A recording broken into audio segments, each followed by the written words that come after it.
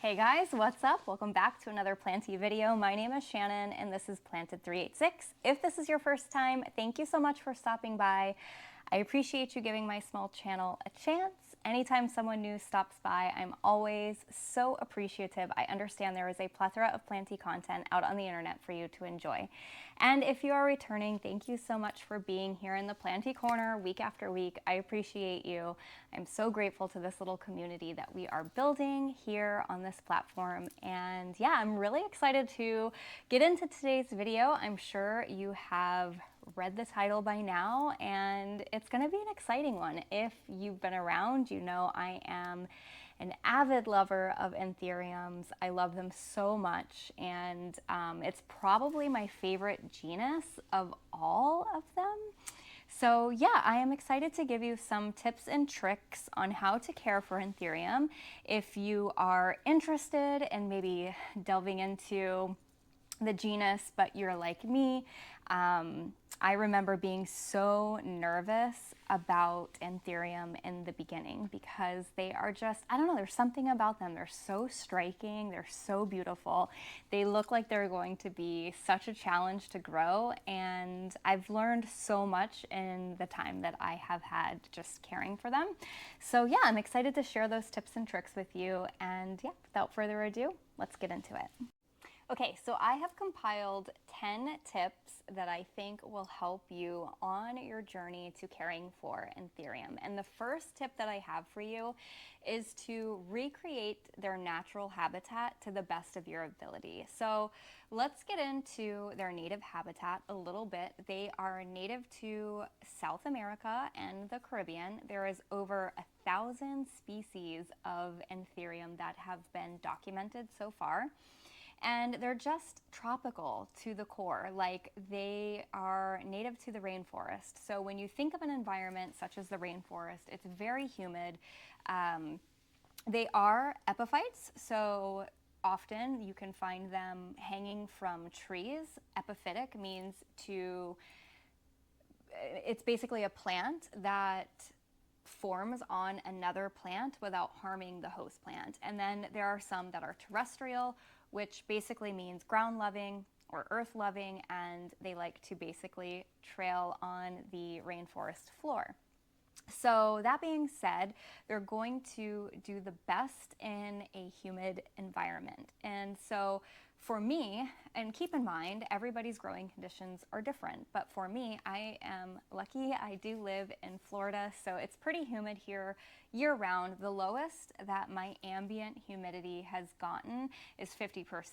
If you're in a drier climate, you may have to substitute a humid environment by growing in perhaps a cabinet or a grow tent, something to that effect that will provide the right conditions for these plants to flourish. They are very, very rigorous growers, so they are going to keep you on your toes when it comes to just how much they can grow, how quickly they can grow, and how large they can grow. That's something that I didn't take into consideration when I got so many at one time, and as they are growing up, I am running out of space. So do keep that in mind if you are planning on growing in a cabinet environment or in a grow tent, because in the right conditions, they will absolutely take off. So that's kind of what I mean by tip number one, recreating the environment to the best of your ability. Tip number two, and I'm going to be looking down at my notes just so that I can kind of stay on track, is lighting. So these plants, again, they are growing in the rainforest. So they're never going to enjoy direct light. They're going to benefit the most off of indirect light.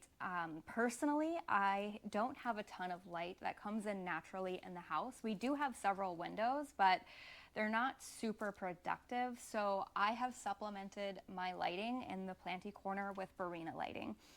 The entire plant collection is powered by Barina lighting. I'm not sponsored, obviously, but I have used Barina lighting since the start of my planty journey. And actually, speaking of cabinets, Barina does make a fantastic grow cabinet.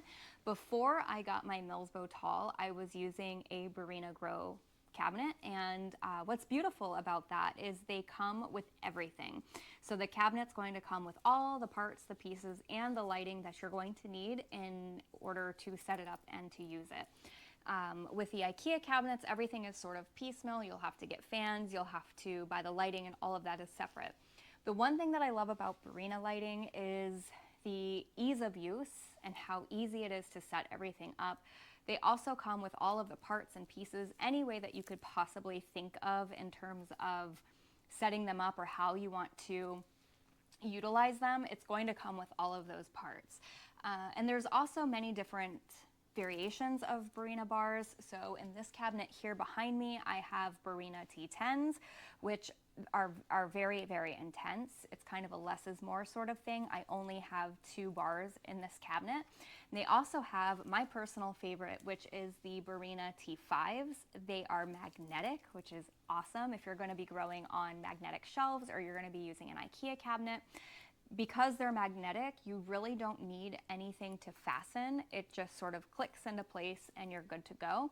And you can also piece together multiple bars. So it's very user-friendly and it's very, what's the word I'm looking for? I mean, you can really set it up to your specific situation, which is something that's really beautiful. And then if you don't have a cabinet, if you're not growing in those in situations, there's also the Barina standing tower bar. And another thing that I love about Barina is they're very, very affordable. You can get a box of, I think, 8 of the Barina T5 magnetic bars for around $50 US. So in terms of lighting, there are many different variations of lighting on the market. Most can be found on Amazon. They're some of the most affordable and, in my opinion, the most effective.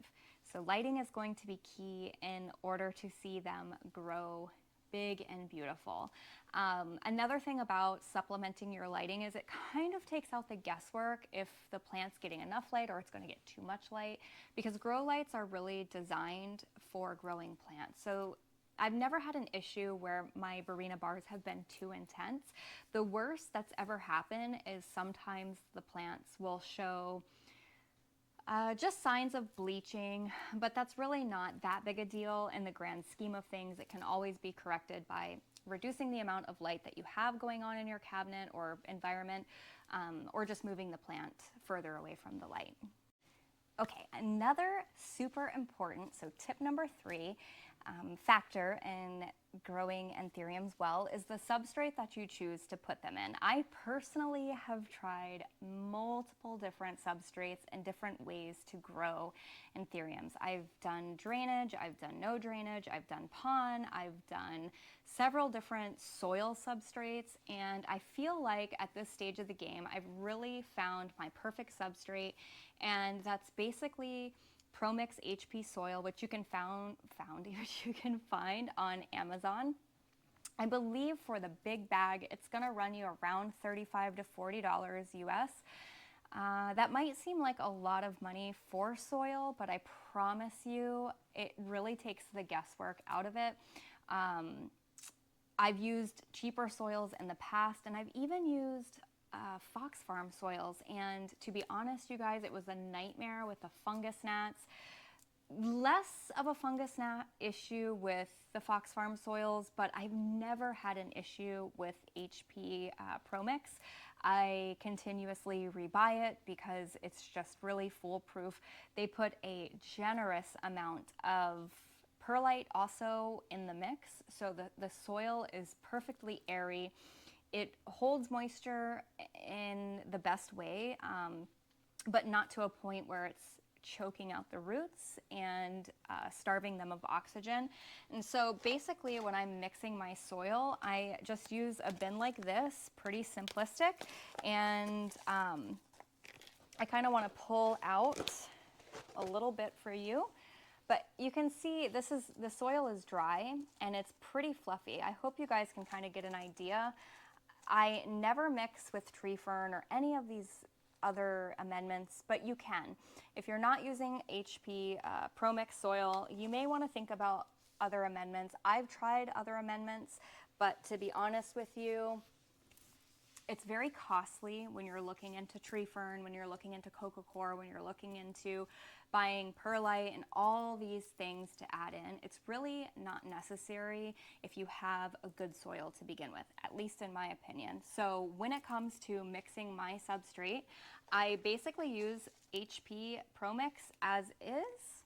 It's got myco added, which is a lovely, it's basically a fungi that is amazing for root growth, and they add that into the soil as well.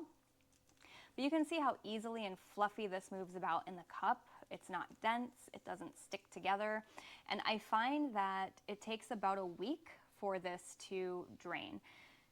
So if you tend to be an overwaterer, my suggestion, and I tend to be a bit of an overwaterer, I also live in a bit of a humid climate, my suggestion would be to add something else to it. Now, as I said, it does come with a generous amount of perlite, but I do also add a bit of my homemade pond mixture into the soil, and that is all I use. I don't add all of these other things. I have, like I said, in the past, and it is extremely costly to buy bag after bag after bag of orchid bark, and if you tend to be a bit of an overwaterer, you may find that tree fern and orchid bark actually holds on to too much moisture. If you are an underwater, you may benefit from adding some of those things, but I swear by HP Pro Mix soil, I think it is fantastic.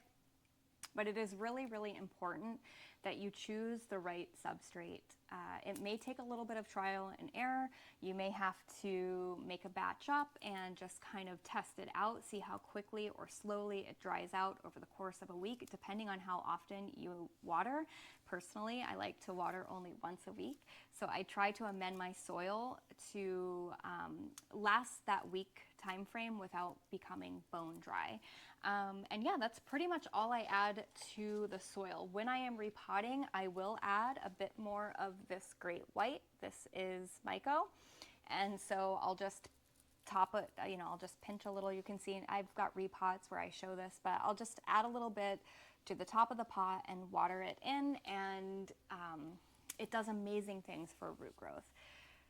The other thing you want to consider with your substrate is the fact that Anthurium roots are very, very large and chunky. So they're going to need access to oxygen. It's very, very important. That being said, just make sure you're making your soil airy enough, but not too airy that it dries out too quickly. I hope that makes sense. As I said, it may take a little trial and error. Depends on your environment for sure. Tip number 4 is feed. Anthuriums are hungry. They are so hungry. They're vigorous growers, and they are going to need to be fertilized. I know there can be times where fertilizing or over-fertilizing can be scary. In all honesty, I have never over-fertilized my Anthuriums. I basically use a diluted amount of fertilizer with every single watering. I have used a plethora of fertilizers. Honestly, I never really see that one does explosively better than the other. I follow Jake from Plant Gave for Life, and he recommended this one here. And so you can find this literally Walmart, Home Depot, any big box store. I'm sure Amazon's carrying it as well, but it is just a basic fertilizer. And instead of using the full scoop, so I just want to show you guys an example of how I would fertilize. So it comes with the little scoop, right? And instead of loading the scoop up, I'll use about, not even half, not even half. I'll just kind of put a little bit in, like so. And I'm mixing that in my green container, which is about this large. I don't know the exact. I want to say this is probably 2 gallons. I would say maybe 1.5 gallons. And that has never caused me a problem. I also like to add in a pinch of the Super Thrive foliar spray, which is this one here. I'll spray one little squirt and that's it, and I've never had an issue. Point of the matter is these guys want to be fertilized. Don't be afraid to fertilize them. You're going to see explosive growth if you choose to do so. And it is super duper important that you are regularly fertilizing. I do believe that this is a reason why I get leaf after leaf after leaf, and is also a reason why I am consistently needing to repot, which is another one of my tips coming up. As far as specific fertilizers go, you guys, honestly, whatever works for you. I've tried Fox Farm Grow Big. It's a liquid. It was nice. I tried GT Foliage Focus, also another liquid. It was nice. I've tried this one here. It's been fine. Honestly, I can't say that anyone screams better than the other, does better than the other. Just find a fertilizer that works for you and use it weekly. Tip number 5 is repot often. So most of my anthuriums at this point are growing in drainage. I have found that drainage seems to work the best for me. As I said before, I've tried no drainage. I've tried a plethora of different ways to grow different vessels, different pots, and honestly, a good old-fashioned nursery pot seems to work the best for me in a cache pot. So how I determine when it's time to repot is once I see the roots starting to poke through the bottom holes of the nursery pot into the water reservoir of the cache pot, I know it's time to repot. I never second guess that. I never think, oh, maybe. No, if I see a root peeking out, it's time for a repot. The roots, as I said, are huge, massive, chunky roots. They're so cute. That being said, they need space. They don't like to be compact to the pot. This is not the same as a philodendron or a Hoya. Typically, phillos, Hoyas, they like begonias, they like to be a bit more root bound. Not anthuriums, not in my experience. In fact, I've noticed that when my anthuriums need to be repotted and I haven't gotten to it quick enough, the next leaf that comes out or emerges is not, it doesn't size up from the leaf prior. That's another indicator. So if you can't see the roots in your pot for whatever reason, as an example, this pot that I have here is a no drainage pot. I already said that's not my preferred way. It's just the pot that I had lying around. This guy is ready for a repot. I am waiting for this leaf to fully emerge, and then I will go ahead and get him into a new pot. But because I can't see the roots, this leaf will determine whether or not I know for sure it's time for a repot. This one also dries out pretty quickly. That's another indicator. If you're noticing that your anthuriums are drying out quicker than they normally do, it's time for a repot. They really don't like to be root bound, and the more roots within the soil, the more they're competing for the water, for the moisture. So that's another reason why it's very important to keep these in an appropriate pot. So yeah, another tip that I have is making sure you are topping your aerial roots with sphagnum moss.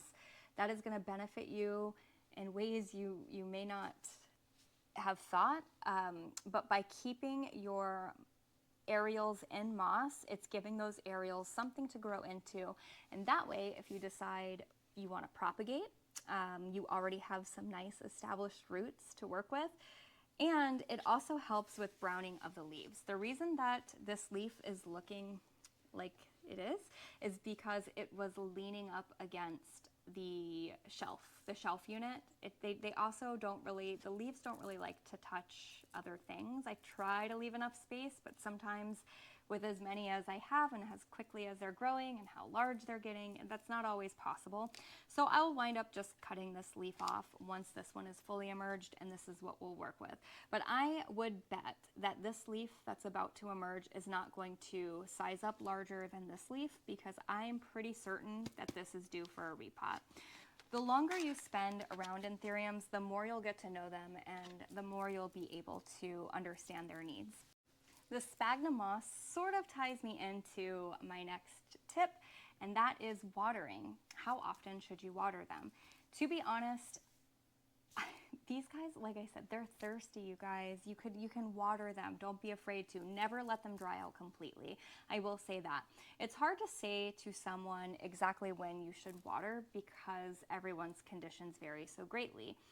But however often you water, don't skip it. Meaning, if you're watering once a week, do not skip a week in between watering your anthuriums. They're probably not going to love it.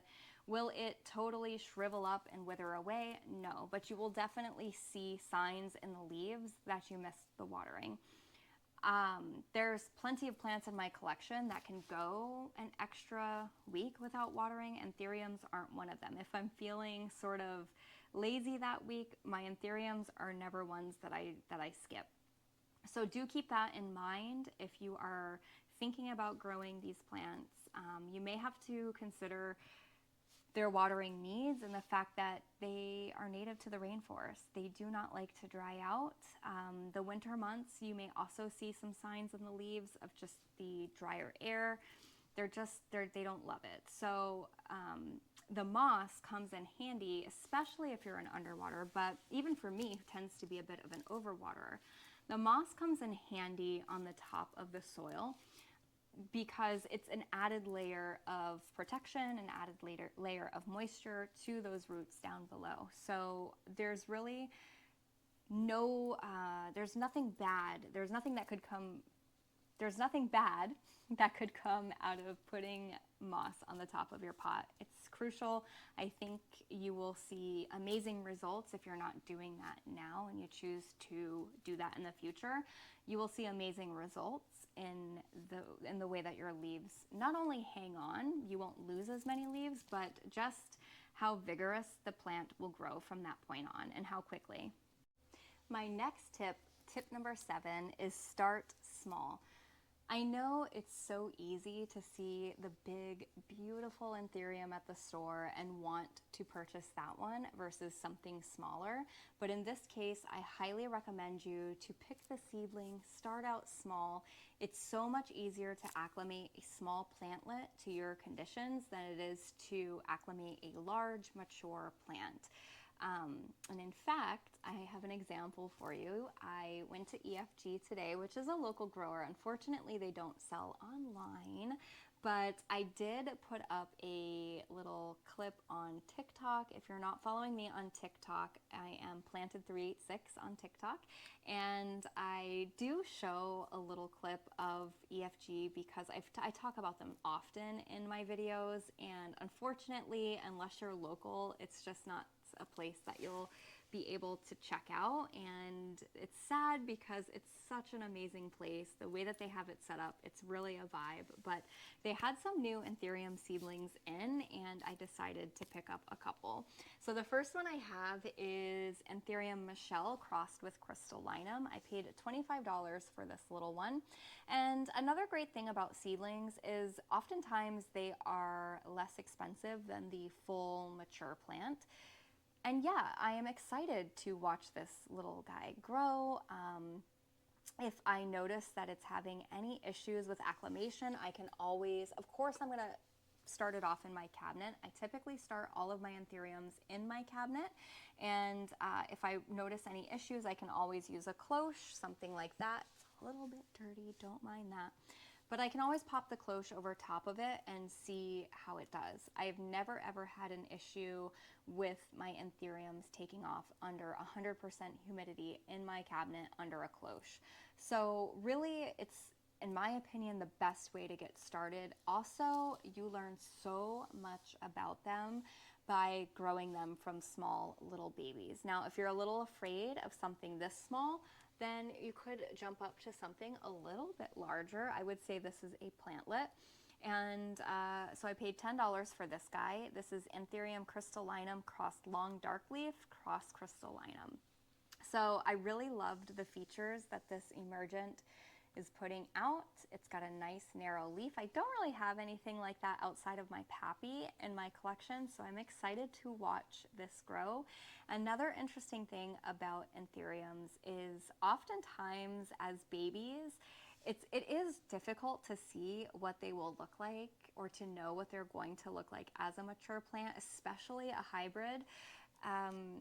because they start out looking so different. And for example, a Clarinervium, it's not going to have that beautiful veination until it gets a little bit larger. But the fun in growing them from a small little seedling is getting that first leaf that gives you those beautiful veins and knowing that you did that.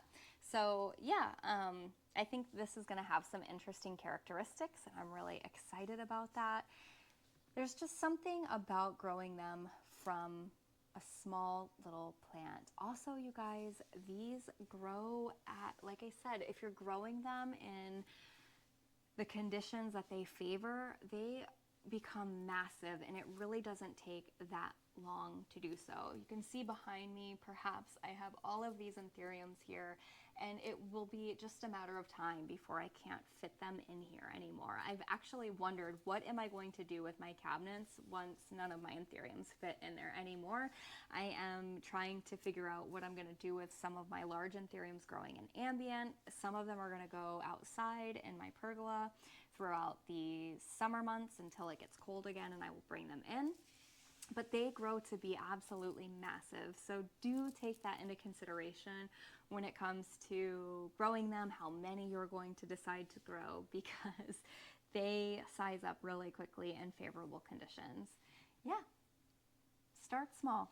It's part of the journey. Be patient, enjoy the moment, enjoy the process, because it'll be a matter of time before you're like, what am I gonna do with you? You're huge. Okay, tip number 8. This may sound a little bit woo-woo, but it's get to know your plant. Another reason why, kind of going into starting off small, but not every Anthurium is exactly the same, right? Some of them like a little more water, some of them like to dry out a little bit, none of them like to dry out completely. But I can tell you, for example, a Veitchii, the king Anthurium, doesn't require as much water as, say, my crystallinum does. So over time, you will get to know each one that you bring home, and I just highly recommend taking the time to get to know what they like, get to know what they don't like, get to know how much water they prefer. Just each one is going to be different, just like we're different. Each Anthurium is different in its own way. So it's a learning curve. It is something that takes trial and error like anything else, but before you know it, with some patience, I think you will be an amazing Anthurium grower, and I think you will find a lot of joy in the process. Tip number 9 is about rehabbing. One thing I've learned about Anthurium is they're incredibly easy to rehab. When I was first starting out, I did a lot of the wrong things, and I had some that started out doing really well and then all of a sudden just started fizzling out and started to just look terrible, to the point where I thought that they were going to no longer be with me, and ended up coming back just as big and beautiful as before. One of them is my Magnificum crossed Papillolaminum. It's currently rehabbing for the second time, but one thing that I love about Anthuriums versus, say, an Alocasia or a Begonia is they are very, very hardy. They're very durable. So even if you purchase an Anthurium and you do all of the wrong things and you notice that it's not happy, it's going downhill, rest assured that you should be able to get it to rehab with ease. I find that so what I will do, if I have an Anthurium that's not doing well, let's just pick one up and use this as an example. Say I notice this guy is not doing well, his leaves are turning yellow and things are going awry. Perhaps he even has some root rot. What I'll do is I will clip off all of the leaves, and I will take him out of the pot, out of soil, and I will immediately put him into a glass vessel, no drainage, with sphagnum moss. I will keep the sphagnum moss incredibly damp, not just like damp, but incredibly damp. Like, I will make sure that there's standing water in the bottom of the vessel, and I will cover it with a cloche. You can put it in a Ziploc bag if you don't have cloches, whatever you have that's going to create 100% humidity. And in no time, you will notice that it just starts over. It will just start over. And so I think in my time growing anthuriums, and I have several, I do have an anthurium video, like my anthurium collection. If you are curious to see how many that I have, of course, from that video I've added 2 here, but I've added several since that video. I should do a redo here in the next few months. But I think I've only ever lost one anthurium in the entire time that I've been growing them. And when I started growing them, as I stated in the beginning of the video, I really had no idea what I was doing. I was new to the genus and I found them incredibly intimidating. What I have found though is they're actually some of the easiest plants in my collection to care for now that I've kind of experimented enough and I've gotten to know them. So don't be afraid if you purchase one and things start going awry. Just always count on sphagnum moss, 100% humidity, and a vessel with no drainage, and you should have no issues with it bouncing back. And then number 10, my final tip is experiment. Don't be afraid to experiment because they are pretty easy to rehab, as I said. I've experimented a ton with my anthuriums. I have played with lighting, I have played with how much light they can take, how little light they can take, how much water they can take. I've never really let them dry out entirely because I just know that they don't like that. But for the most part, like I said, they're very, very hardy. I've taken some from soil straight into pond without any acclimation, and then from pond back into soil, and they're all still here with the exception of one. So don't be afraid to play around with them. I'm recently experimenting with propagation. I recently propagated my queen anthurium and everything has come out perfectly fine. I have four beautiful babies that are all from the same plant, and so I made 1 into 4. Amazing. And yeah, I would say one of the biggest issues with anthurium is fungal. They can be pretty prone to fungal issues. In terms of pests overall, spider mites I find to be kind of an issue. Like this Forgetii back here, I can see spider mite damage on this leaf. But honestly, spider mites are easily treated. I've never had an issue with thrips on any of my anthuriums or mealybugs. So yeah, it's pretty much just spider mites and fungal issues. Again, more reason to experiment. I've tried all different types of pest treatments on them and they always bounce back. They're always fine. The fungal issues, I believe, just stems from lack of airflow. Some of them are a little more susceptible than others. For example, my papillolaminum and my queen anthurium, I believe both of them were suffering from fungal issues. So both of them I started over from scratch due to fungal issues. So just be a little bit wary of that. Make sure you have enough airflow if you're growing in a cabinet, especially in a cabinet, because your conditions in a cabinet are going to be humid. So if you do not have enough airflow, that is just grounds for fungal issues. And yeah, some are more susceptible than others, and that kind of leads into getting to know your plant. But yeah, I think all of these tips, when put together, really makes for an amazing sort of overall generalized care guide on how to care for anthuriums. I try to keep it at a minimum, you guys, in my growing. I don't add a lot of frill, meaning I just keep it simple. I water once a week. I feed with every watering a diluted amount. My soil mixture at this point pretty much always stays the same, and I don't overcomplicate it. I think tree fern fiber has become so blown up in the community, and while it may be great for some things, and it may be great for the person who lives in the desert or very dry conditions, but I don't think that we should be saying, add tree fern fiber, everybody add tree fern fiber. Like, I do see some creators that rave about tree fern fiber. The thing is it's incredibly expensive, and I just don't feel like it's necessary to grow them beautifully. I think that's a perfect example. I have a whole cabinet of them back here that are beautiful, and I do not use a ton of amendments. I try to keep my growing very simplistic, and so far that's worked really well for me. And I find that sometimes if we overcomplicate it, that's when burnout can happen. That's when we can become a bit overwhelmed with the hobby.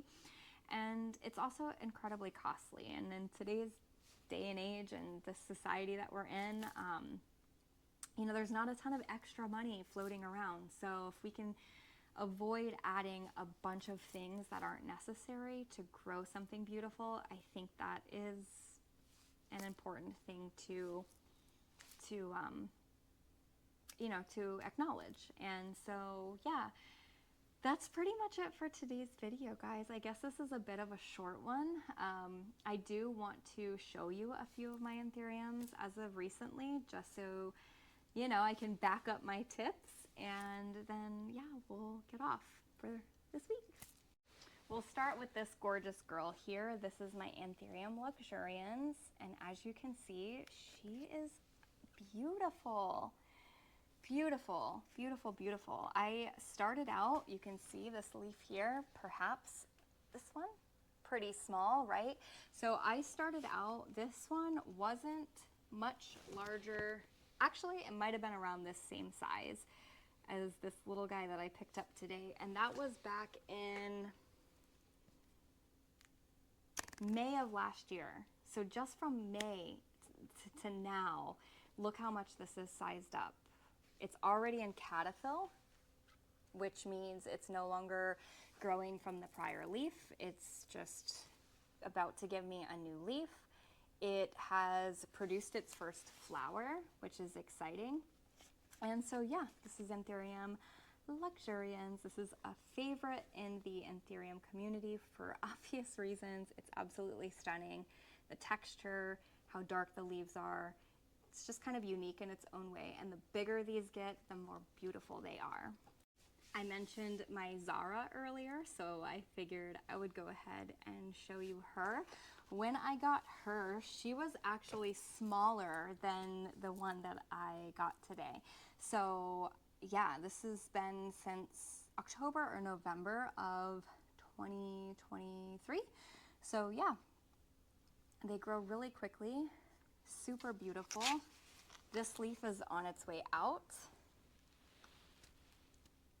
But yeah, I definitely need to get some sphagnum on the top of this pot. As you can see, I don't have any currently, and that is because when I first upsize the pot, I don't need the sphagnum at that point because all of those areoles that were previously encapsulated in the sphagnum moss are now buried in the soil. But as this starts to grow and put out more leaves, it's going to produce more areoles, and at that point I will have to cover those areoles. I actually do see some roots that are exposed, and so it is probably time to just go ahead and add a little bit of a layer. But when you initially repot your Anthurium into a larger pot, you really don't need to add the sphagnum right away. You can wait until the next leaf or two unfurls before doing so. Basically, when you see aerial roots is when you want to go ahead and make sure they're covered. Last but not least is my Anthurium vitarifolium, my smaller one. So I have a huge one that is absolutely massive in the corner. Oops, sorry, I'm banging that. If you've been around, you've seen her. But this is one that was sent to me by accident from the Green Escape. And I think that was, gosh, I don't have the tag, but it was probably, I don't know, probably like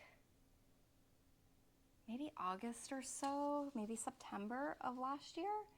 And already she's just taken off. She's already flowering. She's got